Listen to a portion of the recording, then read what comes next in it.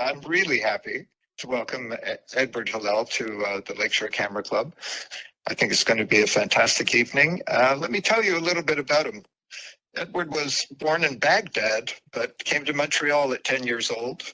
And Mr. Hillel has lived in Montreal from 1963 to 1989. And I believe that's where he got introduced to photography and eventually published his famous first book on the Maine, which we'll see some of tonight.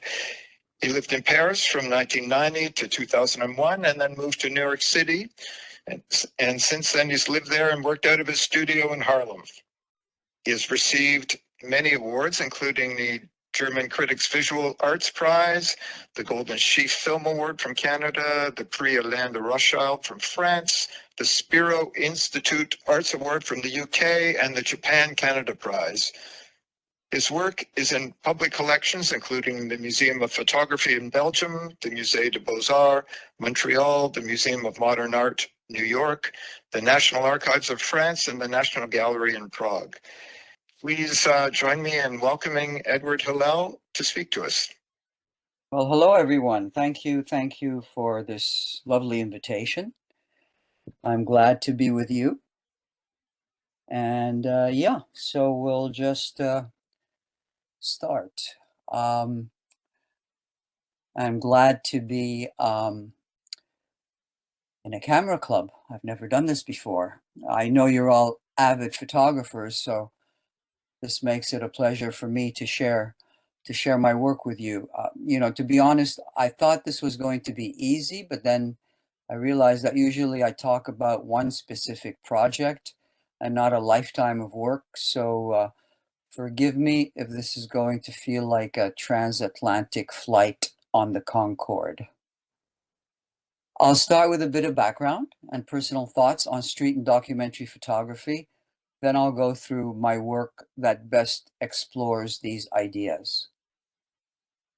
So I started photographing in 1977, and I'm still at it. While a student at McGill University, my study focus was Latin American history and politics. And this is one of the first photographs that I made and printed myself. I'm pretty much self-taught, mostly thanks to fellow photographers who became friends, shared my studio lab, taught me the ropes, and later on took charge of my darkroom work and printing exhibitions and commissions, because I realized early on that as much as I loved to spend hours in the darkroom, I would never be able to accomplish what I wanted to do unless I let go of that aspect.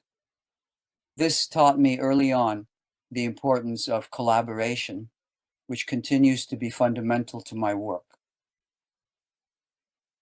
I'm interested in ideas that relate to the human condition around me, how to create a language to bring these ideas to life. And since the primary language of our time is not English or French or Chinese or Arabic, but photography and images, so this became my adopted language. And street and documentary photography, of course, are at the heart of it.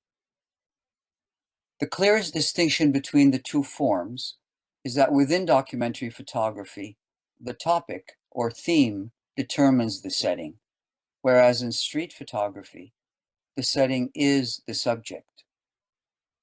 Walking is fundamental to street photography, and so is the city. It is, after all, an urban practice. At its most basic, there's an immediacy about street photography that is the result of the picture elements coming together with the content they provide to elicit an emotion or a point of view. Street photography may encompass photographs of the street and everything it offers. There needs to be no preconceived intention, just going out to take pictures. It's about that one photograph, self-contained, that transmits emotion or story. Street photography is about form over content, The picture should grab you by how it comes together rather than by what it is about. The street is a geographical and historical marker, a place, a neighborhood, a community. Documentary photography is about telling a story with pictures. It looks at people and places. The concept, the idea, the intention is thought about and researched before going out to photograph. Generally, documentary is concerned with social, economic, environmental issues, and it's an interdisciplinary practice. The content dominates over the form. The dialogue elicited between photographs completes the narrative. And sequences of photographs build the narrative further. Documentaries usually shown in magazines, books, exhibitions, and now more and more online. The street can also be a stage, a backdrop or platform to tell a larger story. As an example, the 43 project combines all these elements. In 2016 in Mexico, 43 students were on a bus on their way to a demonstration when they were kidnapped and disappeared. Their bodies have never been found. There was an international outcry about all the cartel killings and corruption. Mexicans were fed up and they were screaming, "Ya me cansé," I've had enough. Meanwhile, the art world was silent about it, and I wanted to shake things up. I decided to go to major art festivals like the Venice Biennale, Art Basel in Miami, Frieze in New York, and to Berlin, and ask people to perform the number 43 as part of a global protest and as a memorial to the disappeared.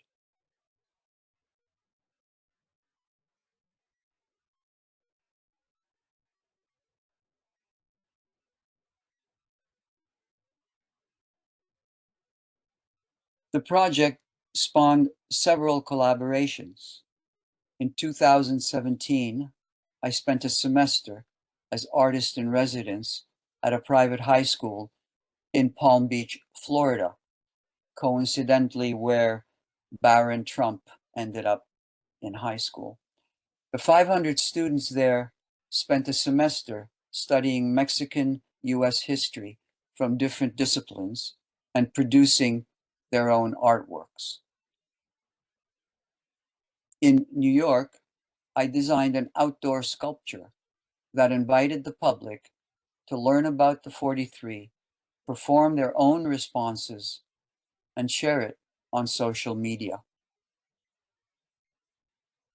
In Nice, France, we produced a street procession with actors wearing the photographs on sandwich boards and engaging the public in the story of the 43. So generally, my photography projects share common threads.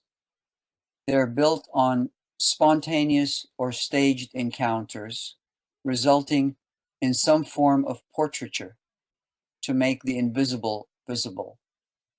And those photographs become the foundations for the final work. Okay, now back to the beginning. Maybe some of you know my book, The Main, and here's how it came about. In the 60s and early 70s, Montreal was the arson capital of Canada. Arson was the preferred method to get rid of unwanted tenants or buildings. Stories circulated about arsonists willing to torch a building for $100. In 1970, I moved to the McGill ghetto as a college student, and soon after began to organize my neighbors around housing and immigrant issues. The area now known as the Plateau and Mile End was then called Quartier Saint-Louis. We would swoop in on situations that threatened the community and create actions to raise awareness in order to try and impact local politics. It was part activism, part performance art, and it was surprisingly effective.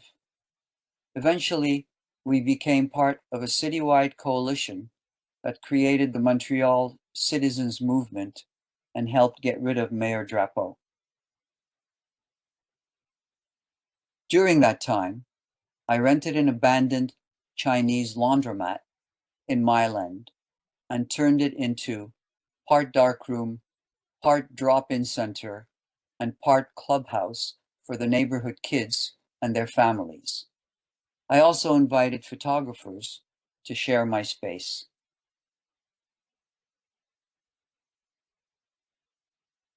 Working and living in the neighborhood, I was in my comfort zone, meeting all kinds of people. Multiculturalism was all the rage then, and there was no better place to be.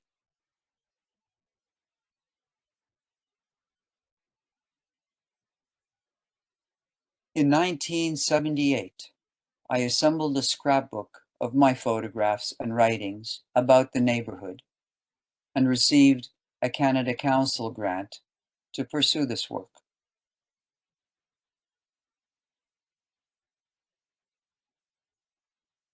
In 1984, I then produced a formal maquette of the project, and over the next 2 years, I sent it to several Quebec publishers. They all turned it down. The text was in English, the photos were black and white. It was not a glamorous tourist book. Finally, in 1987, the main Portrait of a Neighborhood was published by Key Porter Books in Toronto. Anna Porter, the publisher, was an immigrant like myself. She said to me, "I don't know who'll buy this book. It's in black and white by an unknown photographer and about Montreal. But for the next 20 years, I'll be happy to see it in my catalog." Surprise, she was wrong. 2,000 copies were printed, and in less than 2 years, the book was sold out.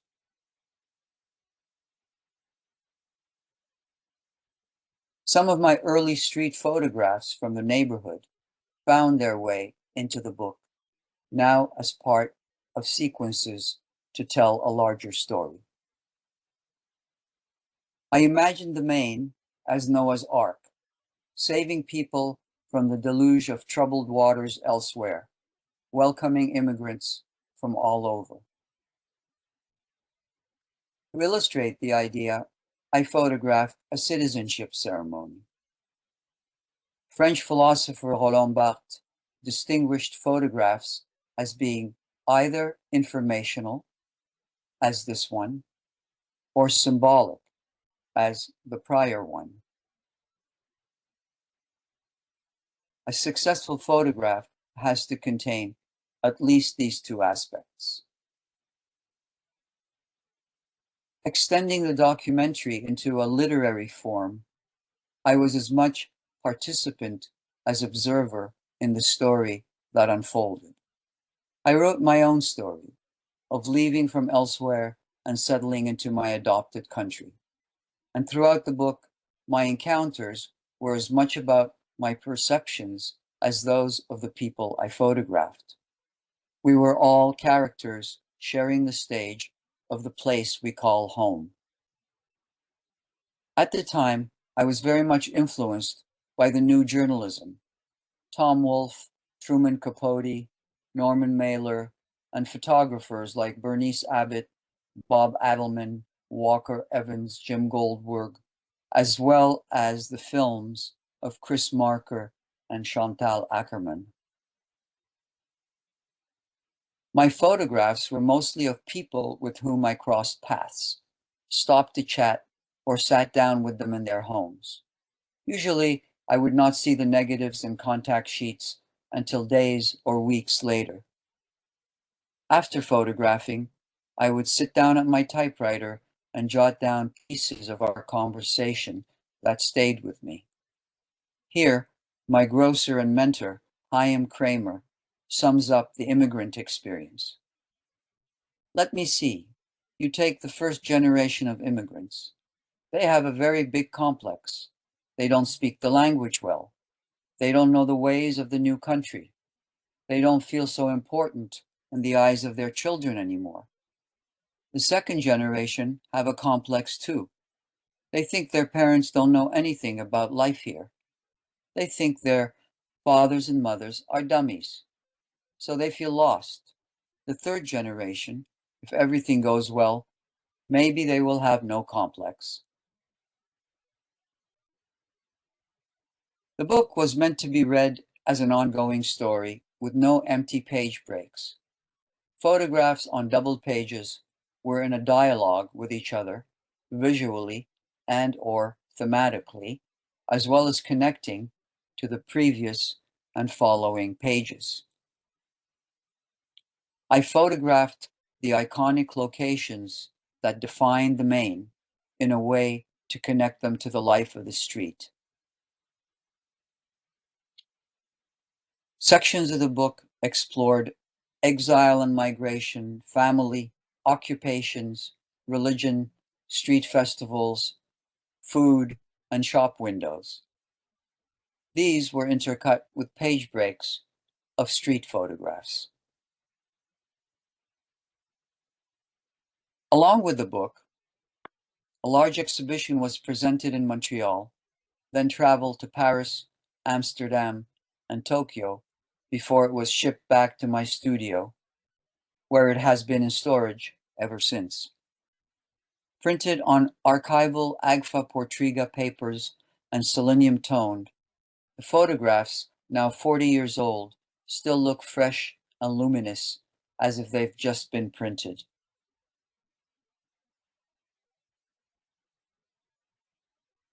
The success of the book somehow made it a punching bag for the Anglophone and Francophone press. Why was a book about the heart of Montreal in English and published in Toronto? And of course, that made it an Anglophone point of view. But was the French press being racist? And so on. Although I was well established in Montreal and earning a living from what I loved doing, this conversation was already tired then. And though I had no desire to particularly leave my city with friends and family here, I realized that I didn't want to live in this duality for the rest of my life. With the help of commercial photo assignments, I started going to London and Paris, and in 1988, rented a small studio in Paris. And then love took over. I met my future and current wife, and Paris was it.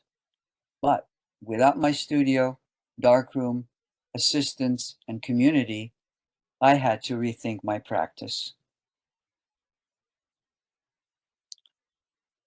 In 1990, Europe was focused on unifying, creating the euro, opening borders to free trade. In order to do so, they needed to develop a collective memory culture about their recent past. World Wars I and II, Nazism, the Holocaust, communism, and so on. French and European media, artists and intellectuals, and cultural institutions attempted to confront their nation's pasts, which now had become urgently current. I started to dig into this theme, searching out living witnesses, combining photographs I was making with available archives and stories, experimenting with digital and analog techniques, improvising like a jazz score to transform different elements into immersive multimedia spaces.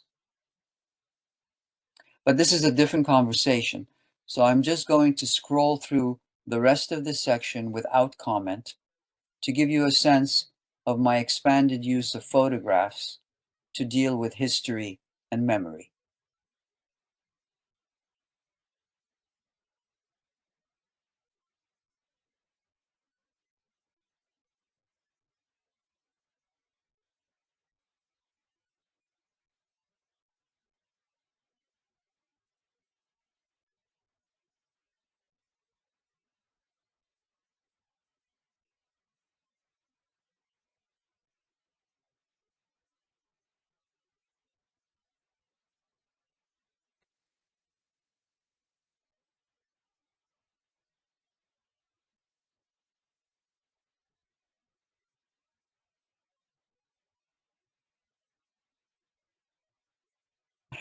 If you'd like to explore these ideas further, you can Google terms like post-documentary, post-photography, and post-memory.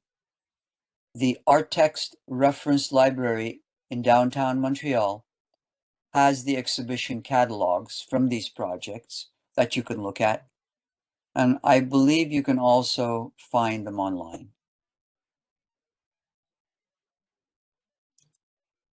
While working on the Main, I explored memory through the faces, spaces, and stories of its residents. Moving from Montreal to Paris and then to New York, I delved deeper into the relationship between photography and memory. Engaging with communities, archives, witnesses, and sites to bring visibility to unspoken stories, I began to see photographs operating like the skin of memory, porous and flexible, while containing the DNA of forgotten narratives. And I began to think about the city as a stage and a contested landscape where local and global forces face off. In 2002, Manchester was named the cultural capital of Europe, and the Manchester Art Gallery commissioned me to create a site-specific project for their new contemporary art wing. This brought me back to making my own photographs and to working on the street. Manchester, in fact, has many similarities to Montreal and its architecture and manufacturing past. All I knew about it then was that it was the heart of the Industrial Revolution, and in the 70s, along with its neighbor city Liverpool, it spawned bands like the Beatles, the Hollies, Herman's Hermits, and many others.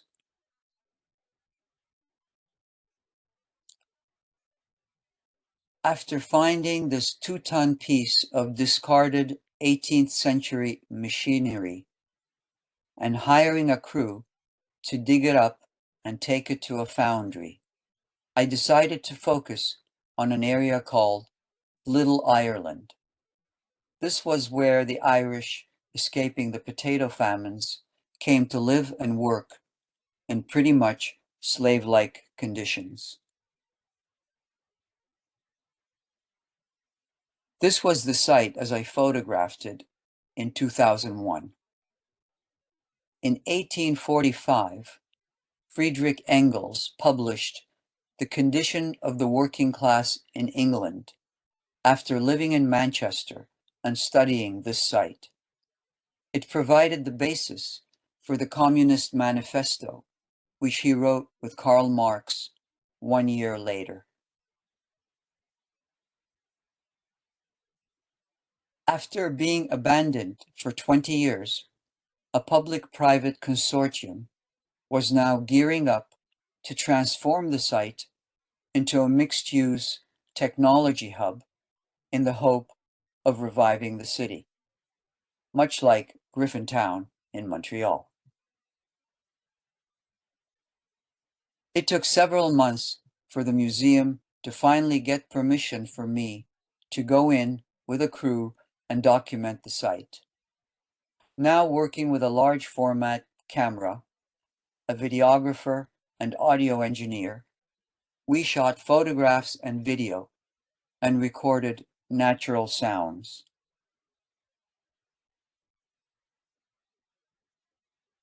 The grounds were environmentally toxic, so we were obliged to sign waivers, wear hard hats, masks, and boots while working there.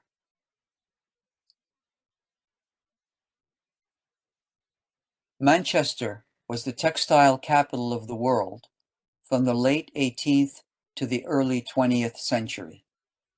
Cotton, grown by enslaved Africans in the Americas, was shipped here to be milled and manufactured as finished goods. I began to understand that this site was the engine that built the British Empire.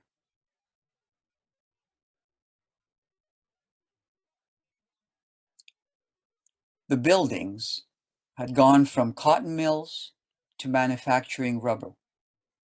Macintosh made their famous raincoats here, and it was last used by Dunlop to manufacture its tires.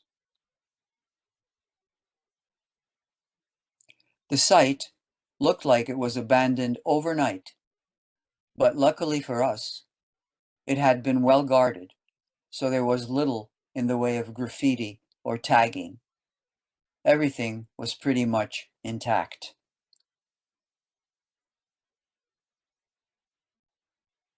All the tools of the trade were still there, untouched, now relics to former times. Equipment that had long ago outlived its use. I salvaged some and brought them back to be photographed in the studio. Back in my studio in New York, I developed the concept for the exhibition. Since this was going to inaugurate a new museum wing, I wondered, what stories should museums tell? Whose stories should they contain? I wanted to create an emotional connection between the city's past and its future, and make visible the life of the thousands of invisible citizens who make up the cities we live in. The objects I collected that would have been forever discarded, now they were transformed into heirlooms for future generations.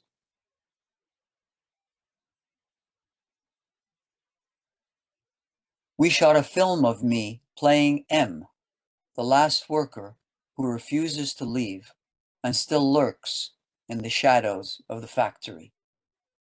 This was my script for the film. M lurks in the labyrinth of the urban jungle. A shadowy figure, he inhabits the city's darkest recesses, its abandoned factories and underground tunnels. M is living memory, undeterred by the ravages of age, time, and decay. He is no man and every man, one of a million cogs in the wheels that breathe life into the stories, the stones and mortar of a place. Cities change rapidly, seemingly in the blink of an eye. Landmarks seem to be there forever and then overnight disappear suddenly. People too inhabit neighborhoods where they live, work, marry and have children, spend their lifetimes and even their deaths, all within the parameters of a few blocks. Then one day, the city comes and swallows them up, wiping any trace of their existence. M knows he is the eternal witness. We captured and digitally mastered film stills and made large prints on plexiglass.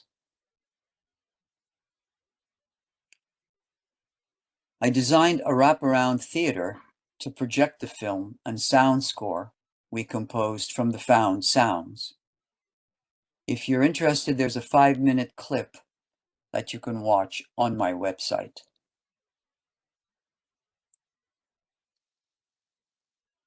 I requested the gallery be painted a royal blue. The color originated by the British royalty. This is how the works came together. The book was published to document the project and make visible this turning point in the history of Manchester.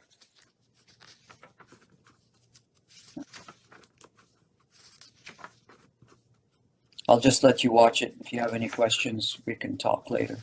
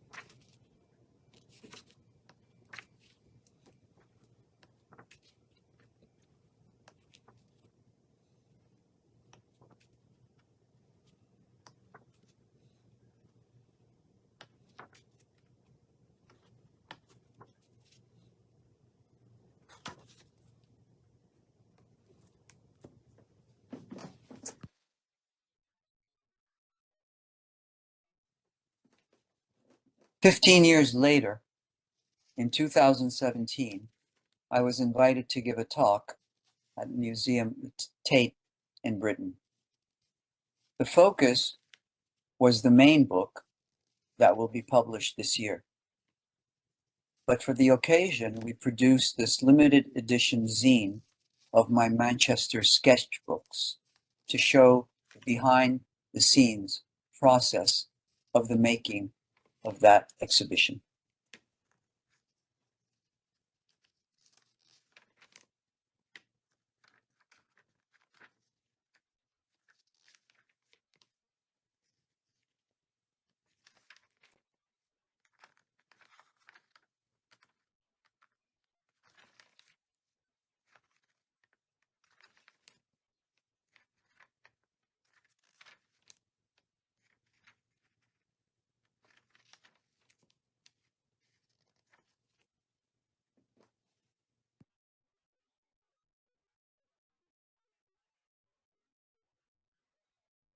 So now we're going to move to New York and talk about the book about Harlem, the project about Harlem.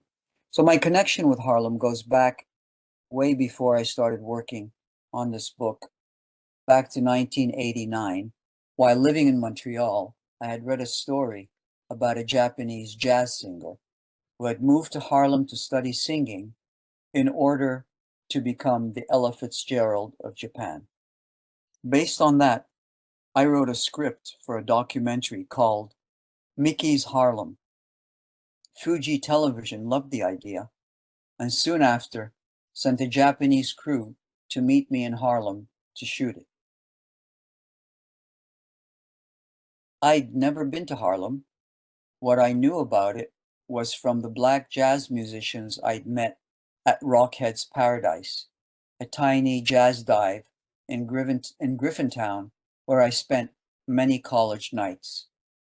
Now, with $50,000 cash in my pocket, a fully equipped production van with a 5-person Japanese crew, and 2 retired NYPD cops hired as bodyguards, we drove around with Mickey for a 7-day shoot. Needless to say, it was an insane experience, but in the process, I met some amazing people and fell in love with Harlem. And while researching the history, I learned that Harlem was an independent town under the Dutch for 200 years before it was amalgamated into New York by the English.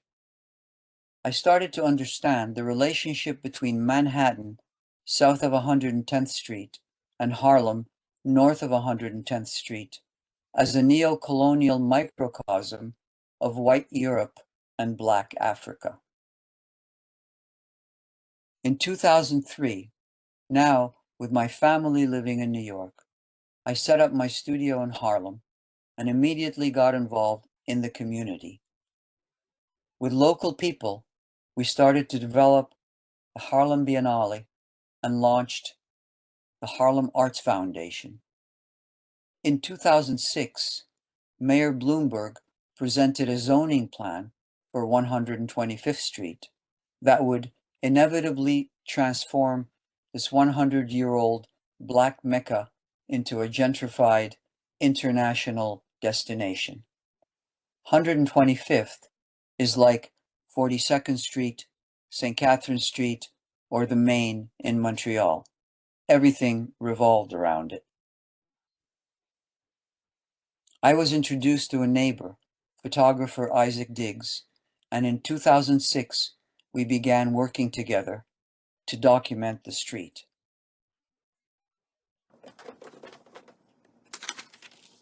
Eight years later, in 2014, our book, 125th, Time in Harlem, was published. This is a quick flip through. Since 125th cut across the island of Manhattan from the Hudson to the East River, very much like the Main, we sequenced the book using this narrative arc. The photos start in the west and move eastward. We wanted to photograph the street the way a painter conceives a cubist painting, looking at it from different angles, from inside and outside, from above and from side streets. Street corners were particularly charged atmospheres to consider. We wanted to create tableaus with the tension as well as the layers of beauty and hardship and the history to be embedded in the photographs. Working with 4x5 film allowed us to push a painterly approach to street photography.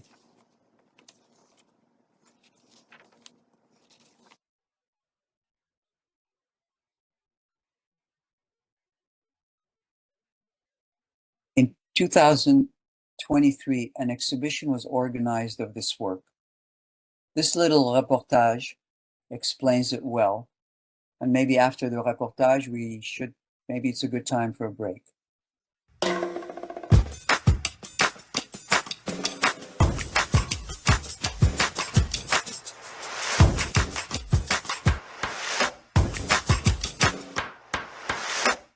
Hi everyone, I'm Carol Ann Riddell and welcome to Arts in the City. We kick things off today in one of our hometown's most iconic neighborhoods. 125th Street is a hub of culture and history, stretching across Manhattan from river to river. An exhibition now at City University's Hunter East Harlem Gallery tells that story in photographs captured over several years. Two photographers sharing a camera on a single street. Edward Hillel and Isaac Diggs walked 125th Street for years, creating the images featured in this exhibit, Time in Harlem, at Hunter East Harlem Gallery. We walked the street basically from 2008, kind of post-financial collapse, to 2011, 2012. We wanted to photograph on 125th Street from the Hudson River on the west side to the Harlem River on the east. We were interested in Black space, African American culture. It's really the cultural, economic, political heartbeat of Harlem. I would say that 125th Street is one of the great American main streets. The result of that time spent on 125th? Photographs that draw viewers in through layers of urban landscape, images that feel both intentional yet spontaneous, expansive but personal. it means home for me because I live on 125th Street. And they've happened to capture my apartment building right there. And so it means home. Jeremiah Drake is a gallery attendant here and an artist himself. He sees transition in these images.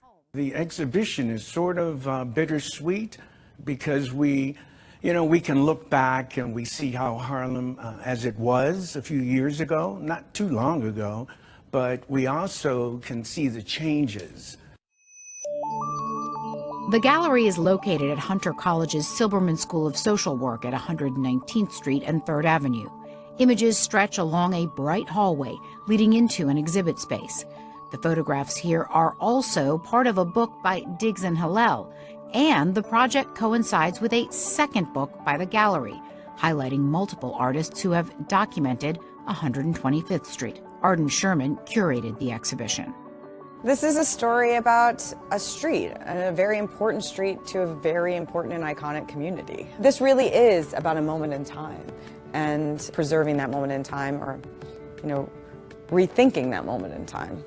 The photographs, on view through February, are a window into a period of change in Harlem, marked by gentrification and development. But they're also a window into the power of artistic collaboration. We said from the beginning that we wouldn't make a photograph unless we felt that kind of 1 + 1 = 3, right? That we were going to get more from being together than from either one of us photographing individually. Now we have a nice line of traffic there, red truck, man, crossing, boom. Excellent.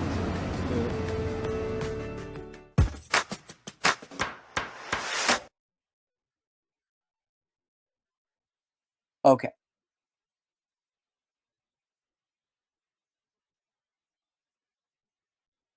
So as our Harlem work started circulating at book fairs and photo festivals, we noticed a lot of beautiful large format photographs of Detroit being sold by commercial galleries for thousands of dollars.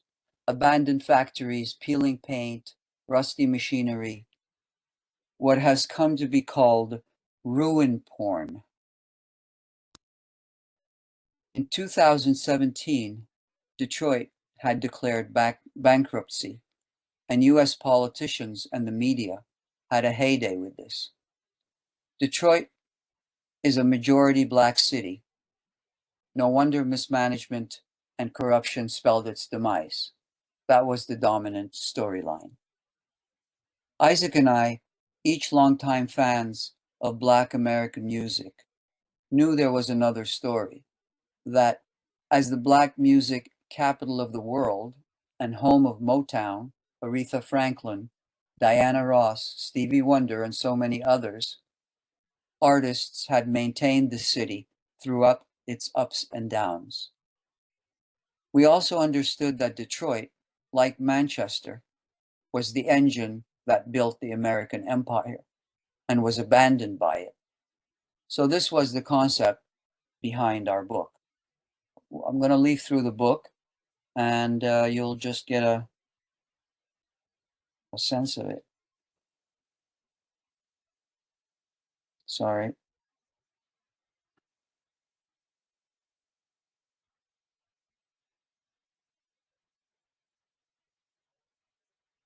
So we decided to focus on techno music, since this was the music coming out of Detroit today.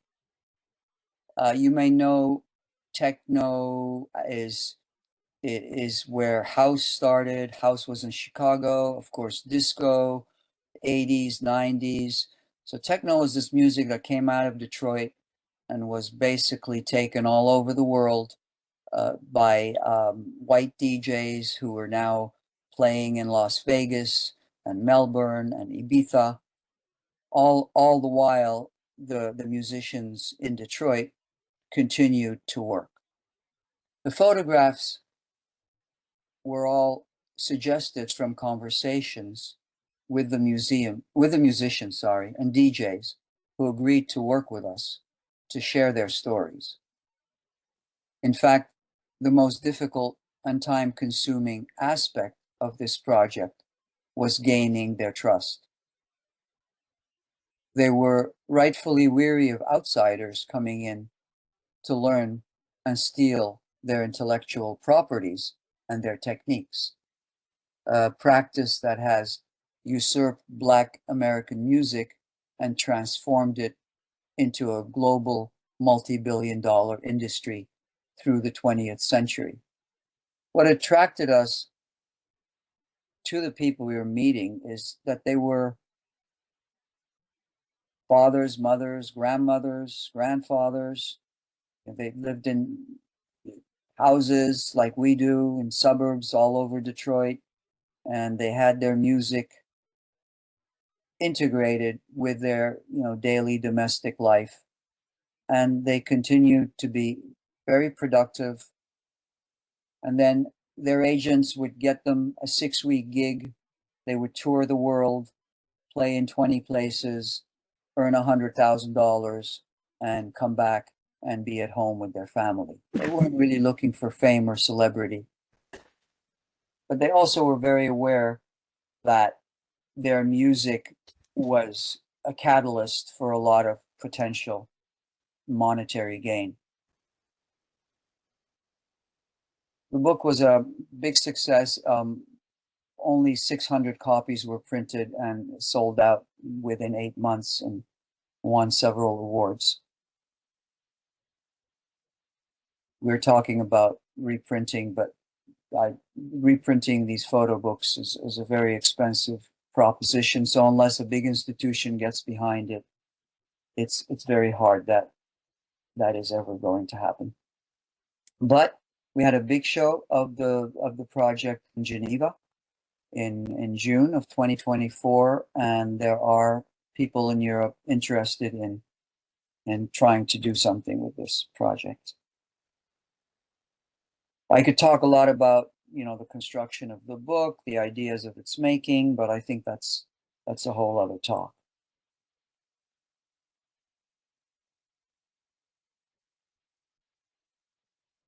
Okay, so now let's come back to Montreal, and the book that's going to be printed in 2 months and will be out and available by the end of June. So parallel to my beginning to work with Isaac in Detroit in 2016, my father's health was failing, and I wanted to spend more time with him in Montreal. I had also been thinking about reissuing my book on the Main. It sold out so quickly, and over the years, wherever I was, people asked me about it, which always amazed me. During one visit to Montreal, I met the young director of the Société de Développement du Boulevard Saint-Laurent, an association of the merchants and building owners on the Main, and she suggested we work on a new book to coincide with the city's 375th anniversary. But where to start? How to begin?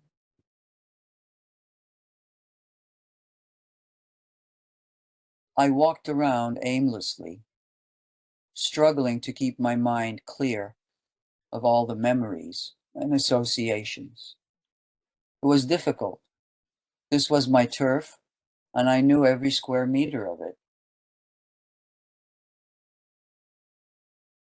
In 1987, my book was the culmination of 15 years of living and working in the neighborhood. Now, I'd been away for more than 30 years. I had left the Main, and the Main had left me. Like E.T., my big question was, can I go home again?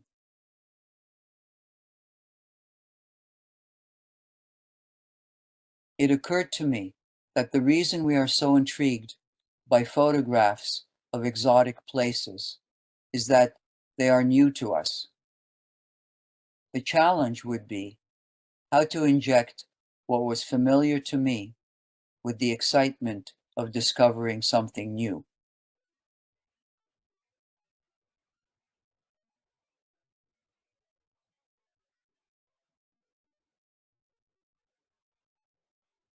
coming back in different seasons, living at a Montreal scale, and exploring a new vernacular. Looking at old haunts in a new light. Showing up at community gatherings. Here, the memorial that spontaneously emerged in front of Leonard Cohen's house on Marianne Street. Sitting to rest in hidden corners. It all felt soothing, like an embrace from an old friend. I also realized that there are two types of documentary projects. Those dealing with a specific subject as reportage, as in wars or current events, and those where the subject is universal and timeless. In the latter case, part of the story had to be about its own telling.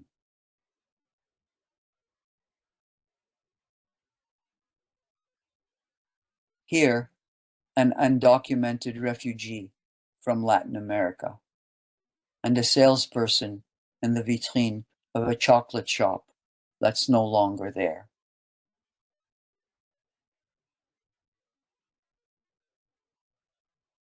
I started visiting more recent merchants and old acquaintances. This is Kitchen Swell, which since moved from one side of the street to a large location on the other.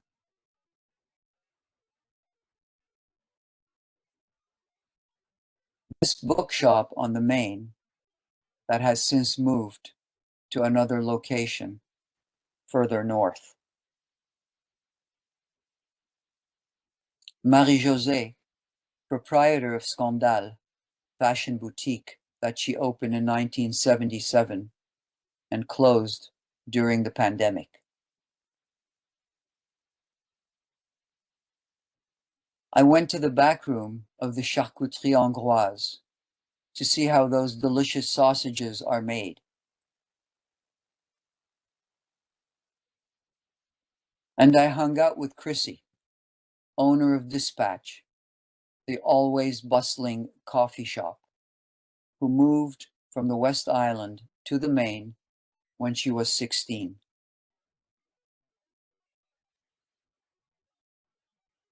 I reconnected with my old buddy, Peter Micah, a brilliant musician composer, where he plays at a regular gig at Barfly.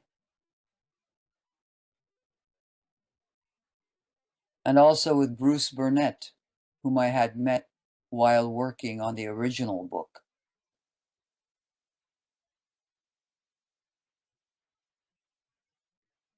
And I hung out with the old crowd from Tommy's Snack Bar.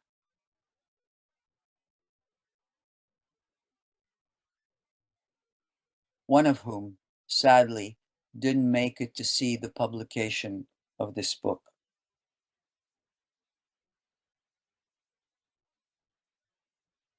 I knocked on the door of my first walk-up flat that I rented on the Main and met Ariane, a student from France living there.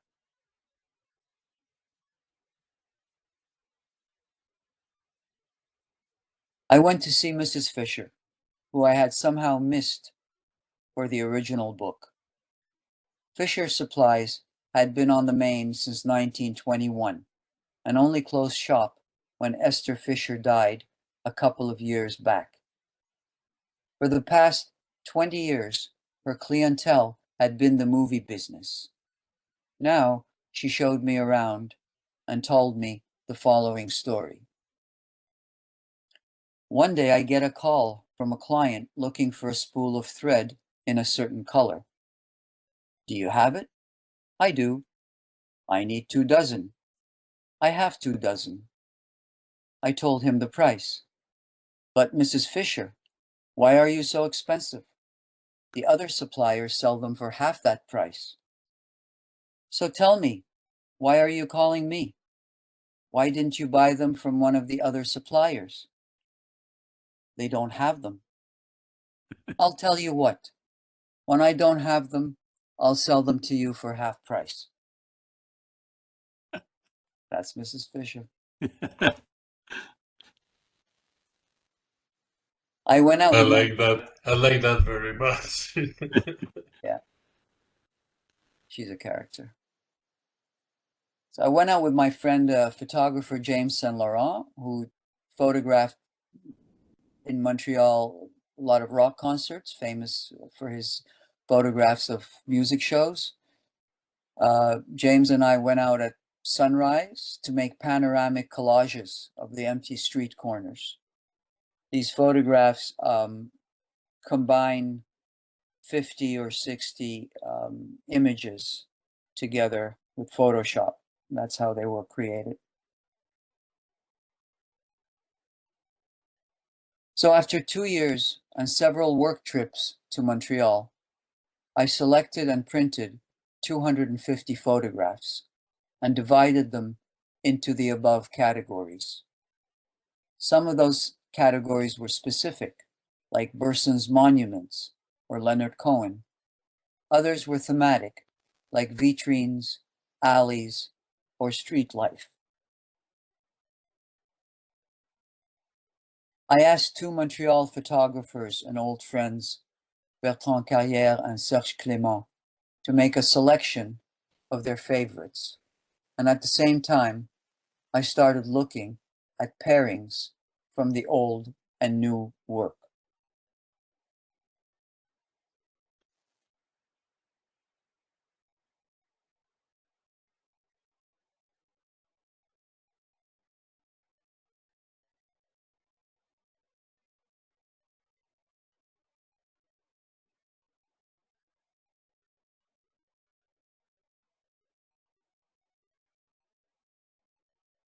In 2019, I was invited by the Museum of Jewish Montreal to set up an installation at their storefront on the Main. Since I had completed my shoots and was now delving into my old archives, I transformed the small gallery into a fictional workspace and invited the public to participate.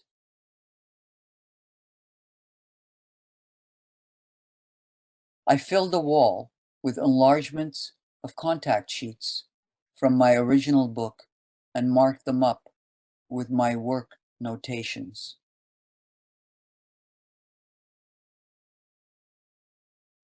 We painted a giant map of the Main and its neighborhoods on one wall. I marked my footprints on it, places I lived and worked and frequented. Then I invited visitors to do the same.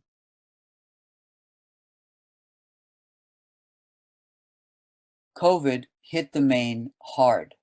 The merchants were devastated and many closed, and my book project suffered the same fate.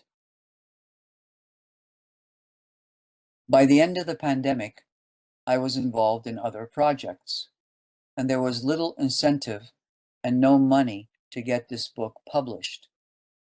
However, I had a continuing sense of guilt and obligation to deliver the project I had promised to the city I loved.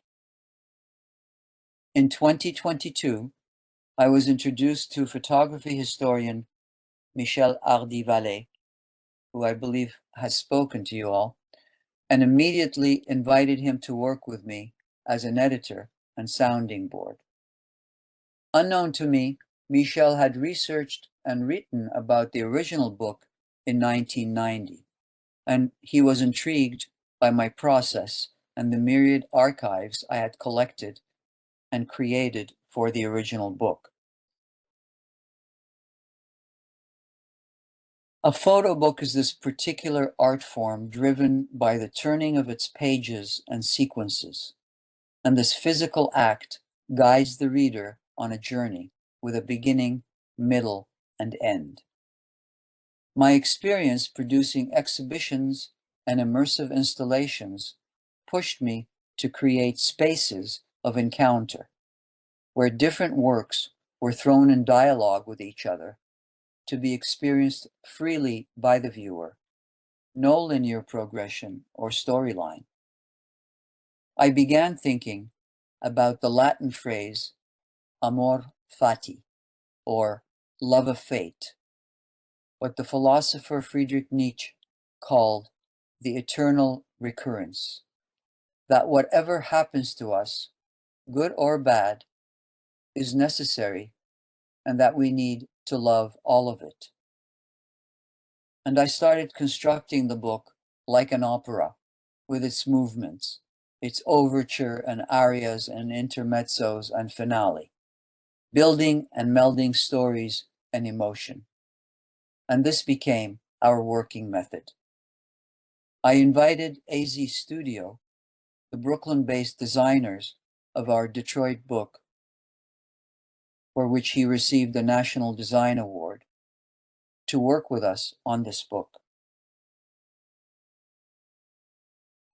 We wanted to celebrate the photo book as a beautifully crafted object, so we photographed and reproduced the old book as an artifact, an heirloom from the past that contains clues for the present. The book is built around juxtapositions and surprises, each double page functioning as an autonomous space with layered meanings, mixing black and white and color, photographs and texts spanning 40 years, contact sheets and layout drawings, archives, and the multiple voices that make up the city.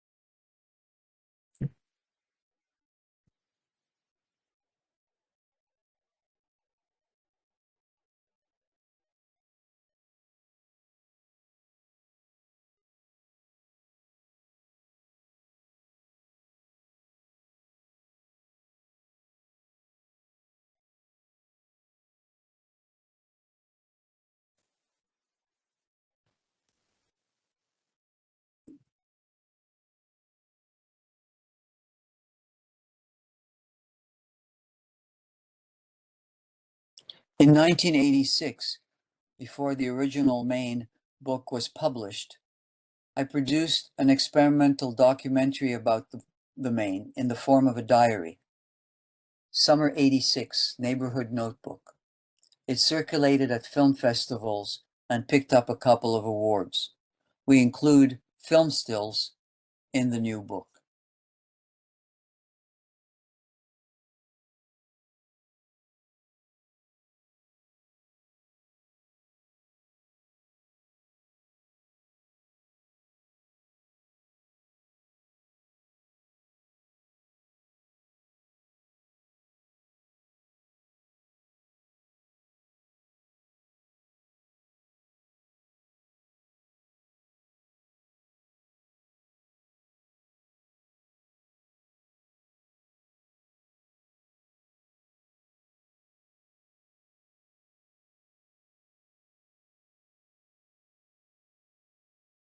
There are extended sequences that focus on businesses which have been recurrent and active on the Main for generations, like barber shops and coiffeurs.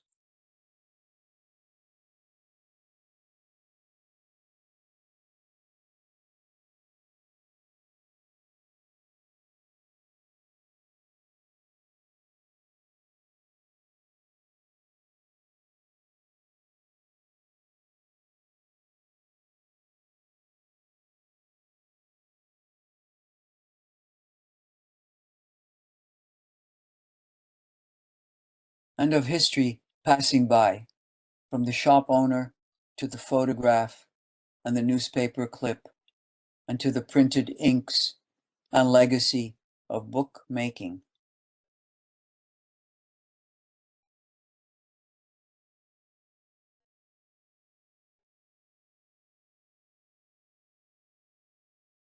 Essentially, I want this book to contain multitudes, which is pretty much how I feel about the Maine and Montreal.